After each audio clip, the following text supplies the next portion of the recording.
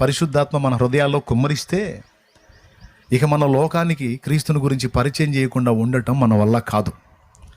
ఎవరి గుండెల్లో అయితే నిజంగా దేవుని ప్రేమ కుమ్మరించబడిద్దో ఇదే గుర్తు, ఇదే సాక్ష్యం.